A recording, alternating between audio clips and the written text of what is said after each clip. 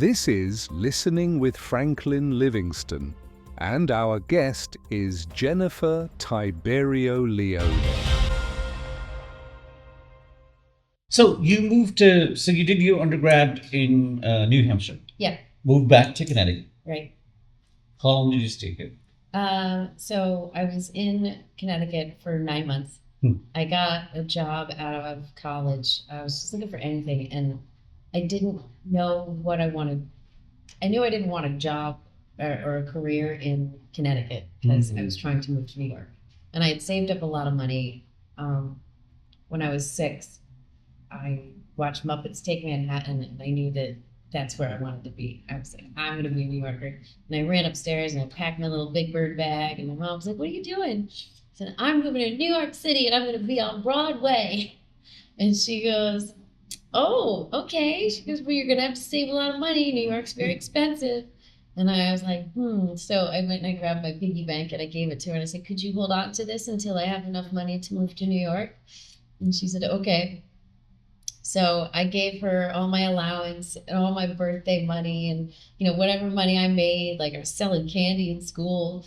I gave her all my money and she put it into a credit union, gained a little interest and whatnot. And by the time I graduated college and came back, I had almost enough to leave. And I was like, I'm just looking for like a job, and I didn't want to work at the mall. But they were having a fair, like a job fair. So I went and I'm looking at all these different jobs, and I almost ended up working in an art gallery, but that didn't pan out. But the mall people were like, we think that you'd be really good for us. I'm like, do you know this mall? And I was like, I've been coming to this mall since I was like knee high to a duck, right? Mm-hmm. And I was like, I could tell you where every single store is right now. And they're like, well, we have a new program. Where the customer service used to be, they had shopping concierges now. And they were like, I think you'd be really good for this position. I had to go through like 3 interviews to go through. This is like $12 an hour, by the way. But at that time, it was a lot of money. Yeah. So, because minimum wage was $5. So, amping it up. Mm-hmm. So, I went through these 3 interviews and I got the job as a shopping concierge. So, I worked basically at the customer service desk. And my job was to, if people came up and asked if I knew where something was, take them to it and show them around, show them where sales were. And I knew where every sale was. I'm like a boring shopper. So I would take people out shopping and, they tip you and everything, take people out to the car with an umbrella if you needed to. Great job, fun. I had a really wonderful time. I ended up meeting this guy, Vinny, who worked at Eddie Bauer, which was right across the way. And he was the manager over there. And he would come over every day and talk to me. And one night he had asked me to go to like Bennigan's with him for karaoke. And I was like, sure. So we ended up going, we ended up dating. And I told him, I was like, listen, I don't want anything serious because my plan is to move to New York as soon as I have enough money. And he was like, okay, that's no problem. We could just have fun. We ended up falling in love. And I was like, I'm still moving to New York though. And then my friend came into the mall and he was like, listen, me and like 4 other people are moving to New York. And I was like, oh my God. And he was like, do you want to be our 5th roommate? So I was like, hell yeah, let's do it. So not knowing much about New York and areas of New York or anything, I just knew like the city. So I want to be close to the city. We ended up getting a house in Long Island, which was probably just as far as Connecticut. And none of you knew about city. All of you thought that this is New York. Well, my friend was originally from Long Island, so his mother lived out there, and so he was like, "No, it's close. It's a train ride right over." So we ended up in Huntington, Long Island instead. I went from Huntington, Connecticut to Huntington, Long Island. Exact same place, just a different zip code. So we lived there for a year and a half, and me and Vinny did a long distance, and then he finally moved with me, and then for that half a year. What did you do there? I was I was a manager of a comic book shop. I was gonna be a waitress, and then my friend's boss was like, "Listen, I'm opening up a store. Why don't you do that? Because then you can like look up your audition, or like you can, you know, do whatever in your spare time while you're sitting there. Mind you, there was no internet at this place, so I was basically just there with my phone and backstage Physical. newspaper. Yeah. Yeah. So I remember the first call I got back for an audition, and I was really excited. Oh my God. And the guy tells me all about it. He's like, I think you'd be really great for this part. Gives me the whole synopsis of the film. And I was super excited. And he goes, yeah. He goes, have you ever heard of the LA casting couch? Mm. And I was like, no, I'm from New York. And he goes, oh. He's like, well, if you suck my dick, you can have the part. And I was like, excuse me? And he's like, yeah. He's like, you suck my dick, you got the part. It's yours. And I was like, I was 22 years old. I didn't know. Confused. I'm like, This was never taught to you. I said, at I'm school. sorry. I'm not interested. And he's like, in the blowjob or the part? I was like, neither. And I hung up and I cried my eyes out. I was like, is this what it's going to be like every time? Like, I was just floored. I was like, I can't believe that this is what this, you see it in the movies and you're like, that's not real. Mm. It's real. Well, it was at the time, it was back in '04. So I was just like, oh my God, this is terrible. Anyway, so I'm in Long Island and I haven't had much luck. I've gone into the city for a couple auditions, mostly Broadway stuff. And, you know, it's open cattle call and really disheartening. So I'd, you know, been trying this for about a year and a half. And I ended up moving to Queens with Vinny. And when we moved to Queens, he said to me, he's like, listen, he's like, I know you've been doing this whole acting thing for like a year now. Are you done? Mm. And I was like, no. What did he do, by the way? He was, at the time, when he moved to New York, when he moved into Long Island with me, he got a job in sales of something with supermarkets and milk, I think. I don't remember. But he lost that job. And then when we moved to Queens, he got a job with, as an exterminator, I think with Oregon. And he said to me, he's like, yeah, like, you're done with this, right? Like, we've done this for a year now. It's like, you're done. It's enough, yeah. And I was like, no, this is why I'm here. And he goes, I think you really need to get your head out of class, get a real job.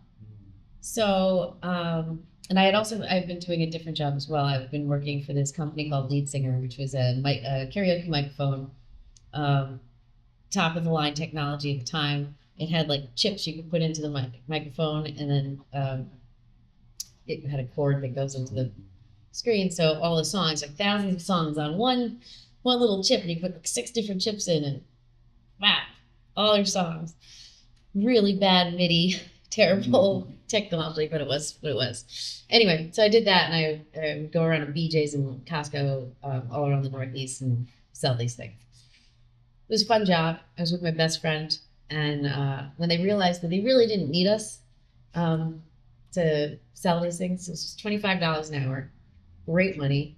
They paid for all expenses. They could stay at hotels and everything. But they realized that, you know, people were just buying them anyway. They cut everybody, and I had no job. So it was like, you got to get a job. So I ended up being a waitress for 2 weeks, Boulder Creek in Brooklyn. And it was the worst job of my life. Why?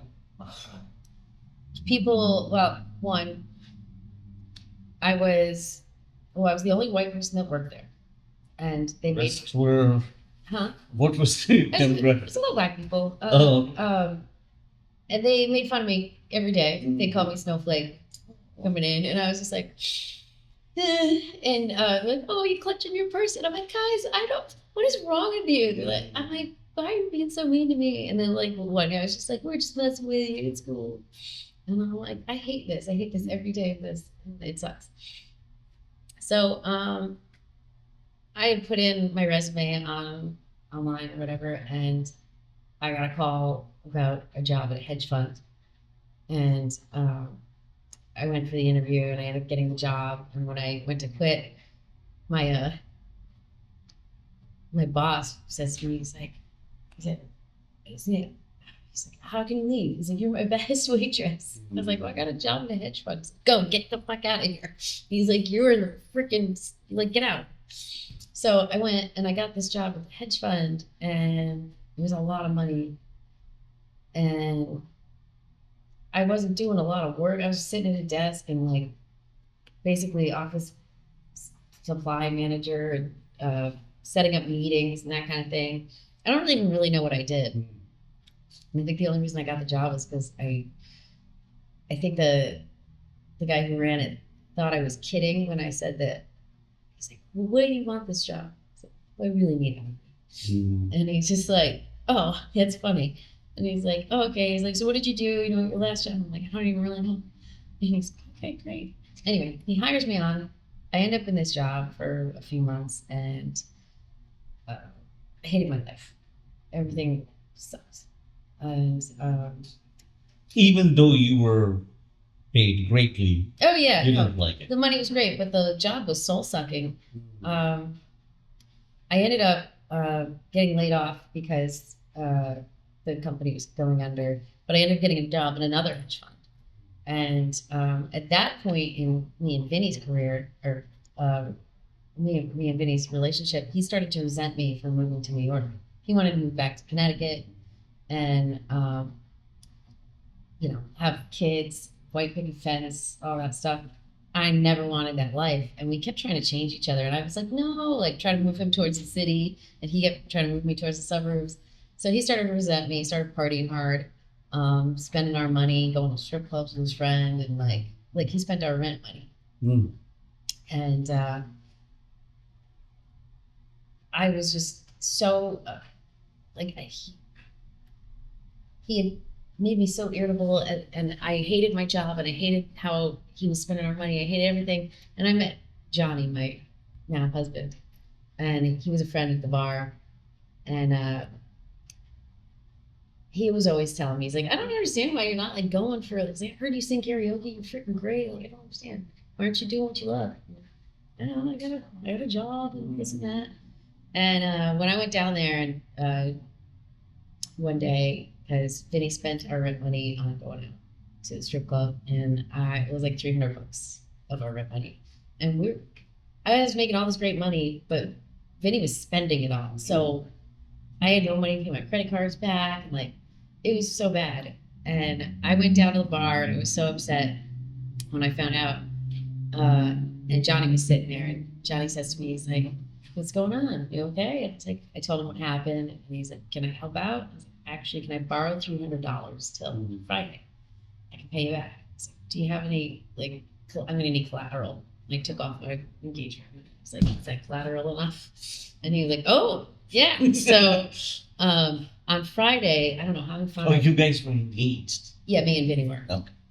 So, so on Friday, I don't know how Johnny found where I worked, like, but he was standing outside in a leather jacket. Just, you got my money? And I was like, yeah. You got my ring?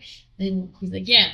So we went, got his money and from the his paycheck, my paycheck.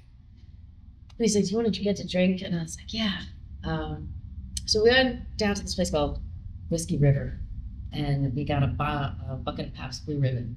We sat there, and he goes, I do not understand why you're with this guy. He doesn't believe in your dreams. He doesn't appreciate like who you are. And he's like, you're living this life that's not yours. He's like, you're in a job you hate. You're with this guy who doesn't appreciate you. He's like, why don't you just change your life and do what you love? And I was like, what don't you like about your life? And he goes, I don't like my teeth. He's like, he's missing a tooth over here. Yes. Yeah, I'm conscientious about or subconscious about it. And I said, then why don't you just change it then? Change your life. 1 week later, he came back, he fixed his whole smile, and he's like, hey. And I was like, okay, I see what's going on here. So I started looking up auditions on the company computer at work, and I'm just like going for it. Like, let's audition for stuff. Let's go for it. I sent my demo to sorry.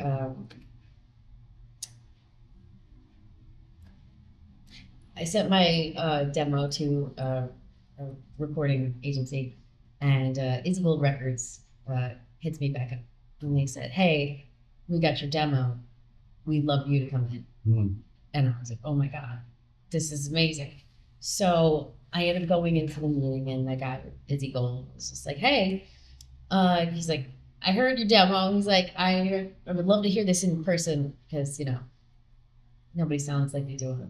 So I sang for him, and he was like, I honestly, when I heard the demo, I thought it was Gwen Stefani. He's like, holy crap. He's like, I love her voice. He's like, sing some more stuff. So I sang a bunch of stuff, and he's like, we're interested in giving you a single if you'd like to join our record company. Or I was, holy shit, I'm going to get a record contract. This is crazy. So I'm really super excited about it, and I'm telling Vinny about it when I get home, and he's like, this is just a pipe dream. He's like, get it? He's like, this isn't going to happen. Just forget it. He's like, don't waste your time. He's like, just work and make money and blah, blah, blah. And I'm just like, okay, Mr. Orphan Man. Like, I was like, no, I'm going to do this. He's like, if we do this, it's going to be a big problem. And I was like, no, I'm freaking following my dreams. So I say yes to it. And I was like, yeah, I'm going to do it. The next following weeks go by. Long story short, too late. I get in a huge fight with Vinny, and I end up breaking up with him. And the next day, I go into work, and I got fired. They brought me to HR, and they said, "Listen, we know that this isn't what you want to do with your life. We saw that you were doing auditions on the computer." And I was like, and they go, "Listen, that's okay." And they gave me 12 grand severance, and they said, go do what you love. And I was sat there like, it's like the whole universe was saying, change your whole life.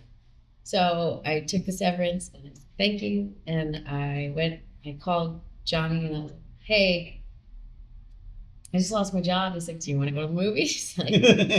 And so I spent the summer doing the record, falling in love with Johnny. And after that, I was like, I am going to stick to my guns and do what I came here to do and follow my dreams. And I ended up moving to the city because I had to move out with Vinny, and I moved into Manhattan.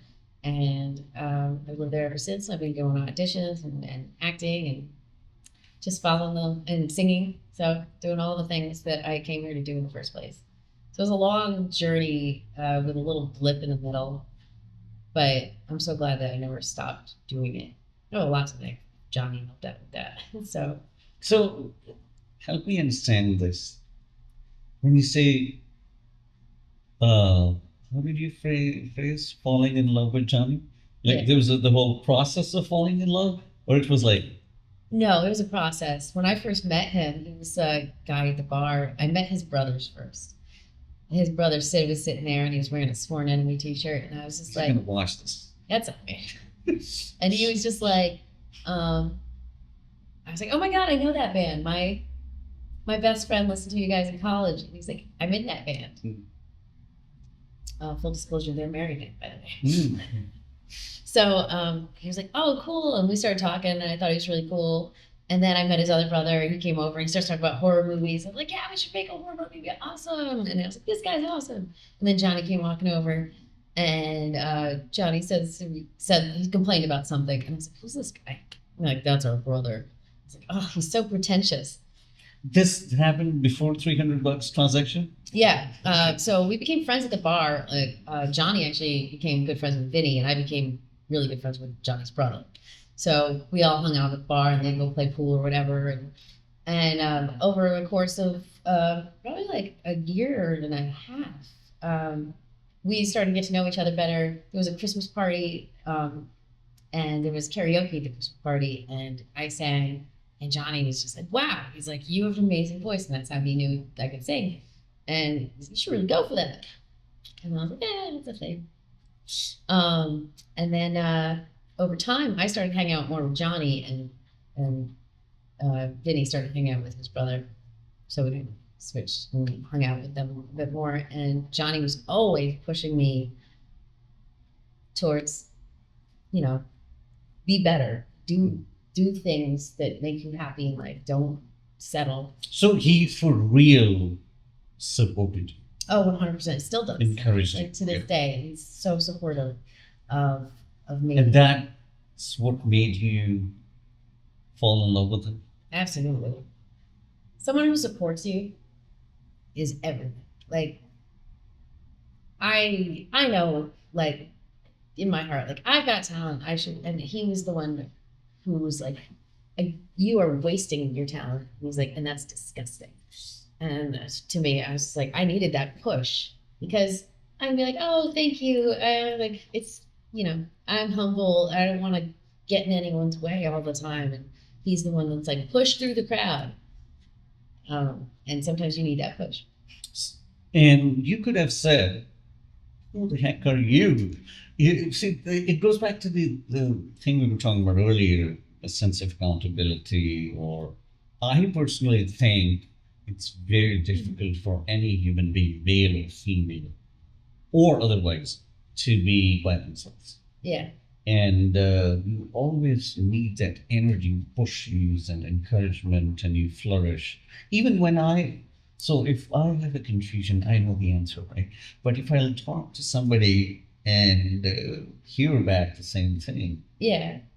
it's just better. I don't know Yes. the words how to explain that. It was funny too because sorry. No, it's fine. It's funny too because when you said that, it just made me think that who do you think you are? Like, I felt that way when he said to me, he's like, "You're not utilizing your talent." He's like, "That's such a waste," and he's like, I don't understand why you do that. Like, why God gave you a gift? Why are you squandering it? And I was like, "You don't know me," And in my head, I'm just like, "How dare you tell me?" You think I'm stupid? Yeah, See, that's like, the idea. A lot of people react that way. And Do you think I'm an then I said idiot? to I don't myself, I'm understand something like that? and I was just like, you don't know how hard this is for me, and I can't just change my life, this and that. And I was like, fuck yeah, I can. I can't change my life. I'm just choosing not to do it. And I didn't look at my life like it was a failure because I had a really good job. And I completely and utterly didn't look at the big picture. My parents were trying to tell me, that Johnny's trying to tell me. And like to my parents, they were like, I was like, I got this job at a hedge fund. And my dad, first thing he said to me is, "Are you happy?" And I'm like, "Yeah, of course I'm happy." And I'm like, "Am I happy?" And Johnny really put that in perspective for me. I wasn't happy. I wasn't even close to happy. I was miserable.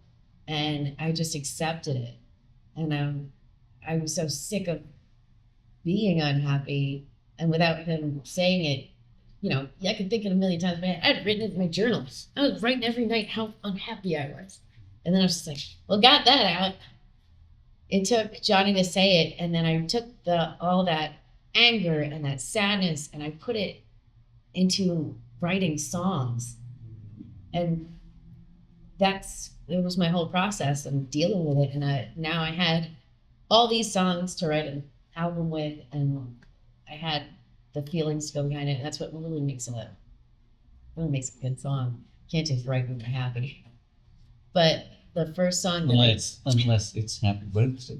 Right, and it's the saddest song I ever hear. You ever hear people sing it? It's terrible. It depends how It's off sing. key. Yeah. Do you know that's the song I think almost sung in every country? Yeah. At least the country I went to. It's in English. It is the most sung song in the world. So then you began falling in love. I don't know the whole thing. Was it like a movie? Like, oh my God. It's exactly like Looking at the moon, and it reminds me of Johnny and yes. the whole thing. So when I started hanging out with Johnny more and he started like pushing me like to go for this stuff, I was like, yeah, all right, this is great. And the entire time, Vinny was just like whatever, rolling his eyes at my auditions and things. And then when I got the thing about the record contract, I got really excited, and then that started a bunch of fights with me and Vinny. And I said to, we got in a huge fight one day, and he was really drunk coming home from hanging out with his friend. And I pushed him because he was in my face. I said, get out of my... And he falls over and he hit his elbow really hard. And he's like, I broke my arm. And I didn't know if he had actually broken his arm or not. And I freaked out and I was like, I don't know what to do. So I called Johnny. And Johnny's like up right over, and he's like checks him. He's like, "You okay, man?" Like, you know, like picks, you know, helps him up and whatever. Like puts him in bed because he's a drunken mess. And he comes to me. He's like, "Can I see your phone?" He's like, "Yeah." So he takes my phone, and mind you, me and Johnny had been going out on like to hang out. As friends. Yeah. Yeah. I was going to see like his band practice Yeah. and whatnot, and I was he's pretty cool dude. Like I like him. He's funny. He's cute, and He sketches too. yeah. Yeah. Oh, he did sketching then too. No, He didn't make a sketch of you. no, Johnny, I make know. a sketch of you. no. But he was bass player in a hardcore band, so I went to go see his band practice and whatnot. So anyway, so we became like really good friends and supporting the music. So we had that in common. After I was like, I got the record contract, whatever, and I was waiting for this moment to like go sign the record contract. Anyway, Johnny takes my phone and he opens it and takes it and hands it back. He deleted his number from my phone. He goes, "Listen, I can't just be friends with you." And I was like, "What?" And he's like, "Listen," he's like, "when you're ready, you'll find me." He goes, "But I can't just be friends with you." And he walked out. And then he changed his number. Not like I could get it back from anyone. He changed his number, told all his friends not to give it to me. And so I was devastated. I didn't realize how much this guy meant to me until he was gone. And I was like, what do I do? Like, I needed this guy in my life. This guy was my friend, my confidant, my support. I was like, I should be getting this from freaking Vinny, but I'm not. That's like a movie story. Yeah. Falling in love. Because it's like the sad song, B-roll, Manhattan Bridge, then Brooklyn Bridge, then next to Harbor, what's that? Pearl Harbor, New York Harbor. So then he didn't give me the number, and I kept asking all his friends. Nobody would give me the number.